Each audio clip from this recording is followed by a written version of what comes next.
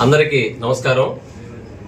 ఈరోజు వే2 న్యూస్లో ఇందుకూరుపేట ఎస్ఐ గారు మాట్లాడిన విషయాల గురించి, తర్వాత కొన్ని మన యూట్యూబ్ ఛానల్స్ ద్వారా మీడియా గ్రూపుల్లో కూడా సర్క్యులేట్ అయిన విషయాల గురించి వివరణ ఇచ్చేదానికోసం మీతో మాట్లాడటం జరుగుతుంది.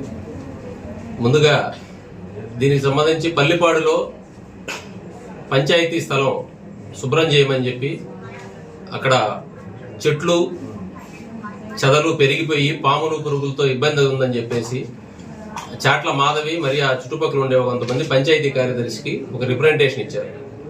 దానిని బేస్ చేసుకుని పంచాయతీ వారు కొంతమందిని పంపించి ఆ ప్లేస్ ని క్లీన్ చేస్తున్న సమయంలో ఆ స్థలానికి రెండో పక్క సుమా అనేటువంటి వాళ్ళు ఉండి, ఈ స్థలం మాది, మీరు ఎట్లా క్లీన్ చేస్తారు అని ఆపించేసి ఈ ఫిర్యాదు ఇచ్చినటువంటి వాళ్ళతో గొడవ పడ్డారు. గొడవపడి వాళ్ళని అసభ్యంగా తిట్టడం, బెదిరించడం జరిగిందని చెప్పి పోలీస్ స్టేషన్లో వాళ్ళు కంప్లైంట్ ఇవ్వడం జరిగింది. ఆ కంప్లైంట్ని బేస్ చేసుకుని ఎస్ఐ గారు ఒక కేసు రిజిస్టర్ చేశారు. చాట్ల మాధవి ఇచ్చినటువంటి రిపోర్ట్ మీద సుమా, మరియమ్మ తదితరులు 5 మందిపై. ఆ కేసు విచారణలో భాగంగా ఆయన పల్లిపాడు వెళ్లి ఎంక్వైరీ చేయడం జరుగుతూ ఉంది. ఆ ఎంక్వైరీ చేస్తా ఉన్న క్రమంలో ఈ వీడియోలో ఉన్నటువంటి మహిళ పేరు మరియమ్మ. ఆవిడ ఎస్ఐ గారిని న్యాయం చేయండి సార్ అని చెప్పి అడిగింది. ఎస్ఐ గారు కూడా న్యాయమే చేస్తామమ్మా అని చెప్పి అన్నాడు. తర్వాత ఆయన మళ్ళీ విచారణ చేస్తా ఉంటే వీళ్ళందరినీ మాట్లాడతారేం సార్, అదేం సార్, న్యాయం చేయండి అని చెప్పి మళ్ళీ అడిగింది ఆమె. దాని మీద ఈయన కొంచెం గద్దించి నువ్వు అంతవరకు ఆపు, మాట్లాడొద్దు అని చెప్పి అన్నాడు. ఇది కేసు విచారణలో ఆమె పదే పదే ఆటంకం కలిగిస్తుంది అన్నటువంటి ఆ సందర్భంలో జరిగిందే తప్ప ఉద్దేశపూర్వకంగా ఎస్ఐ గారు చేయడం కాదు. ఆ సర్క్యులేట్ అయిన వీడియోలో మీరు వింటే కూడా క్లియర్ గా మీకే వినపడుతుంది. ముందు ఎస్ఐ గారు మేము న్యాయమే చేస్తామని చెప్పిన మాట క్లియర్ గా ఉంది. మరి అది దాన్ని ఏమన్నా మార్పింగ్ చేశారా లేదో వెరిఫై చేయాల్సి ఉంది. ఎందుకంటే ఆ నాయిస్ వరకు చాలా లోగా వస్తుంది.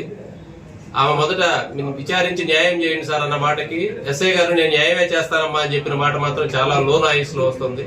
తర్వాత మళ్ళా రెండోసారి చెప్పిన విషయంలో ఈయన గద్దించింది మాత్రం క్లియర్ గా వినపడేలాగా వస్తా ఉంది. ఎస్ఐ గారు ప్రవర్తించిన దాని మీద గతంలో కూడా కొన్నిసార్లు ఆరోపణలు జరిగినాయి. దాని మీద శాఖాపరంగా జిల్లా ఎస్పీ గారి ఆదేశాల మేరకు విచారణ జరుగుతోంది. అతను తప్పు చేసినట్టుగా రుజువు అయితే ఖచ్చితంగా అతని మీద యాక్షన్ తీసుకుంటారు. ఈ సందర్భంగా నేను మీడియా మిత్రులకి, ప్రజలకి విన్నవించేది ఒకే మాట. మీకు ఏదైనా సరే ఎస్ఐ దర్యాప్తు చేసే విషయాల మీద ఆక్షేపణ ఉన్నట్లయితే పైన హైరార్కీ ఉంది. ఇన్స్పెక్టర్ గానీ, డిఎస్పీ గారికి గానీ, ఎస్పీ గారికి గానీ ఫిర్యాదు చేసి మీరు రిడ్రెసల్ పొందేటువంటి అవకాశం ఉంది.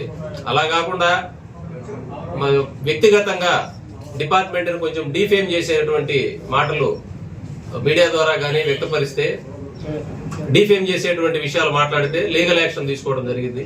గతంలో కూడా చెప్పాం. మరొకసారి మీ ద్వారా ప్రతి ఒక్కరికి నేను తెలియజేస్తా ఉన్నాను. దయచేసి ఏదైనా మా సిబ్బంది గానీ, మా అధికారులు గానీ తప్పు చేసినట్లయితే మీరు పై అధికారులకు తెలియజేయండి. వాళ్ళ మీద, మిగతా ప్రజల మీద ఎలాంటి యాక్షన్ ఉంటుందో మా వాళ్ళ మీద అదే విధంగా యాక్షన్ తీసుకుంటారు. మన లీగల్ యాక్షన్ తీసుకుంటారు, డిపార్ట్మెంటల్ యాక్షన్ తీసుకుంటారు. ఏదైనా ఒక విషయాన్ని మీరు టెలికాస్ట్ చేసేటప్పుడు నిర్ధారణ చేసుకుని ముందుగా ఎంతవరకు వాస్తవం అని టెలికాస్ట్ చేయమని చెప్పి కోరుతా ఉన్నాను. ఎందుకంటే పోలీస్ స్టేషన్ లో విచారణ అంటే ఎప్పుడు కూడా ఇద్దరు వ్యక్తుల మధ్య గానీ, లేదా కొంతమంది వ్యక్తుల మధ్య గానీ, లేదా 2 వర్గాల మధ్య గానీ ఉంటాయి. ఒక వెర్షన్ తీసుకొని పోయేటప్పుడు మీకు కొన్ని వాస్తవాలు తెలియకుండా పోయే అవకాశం ఉంది.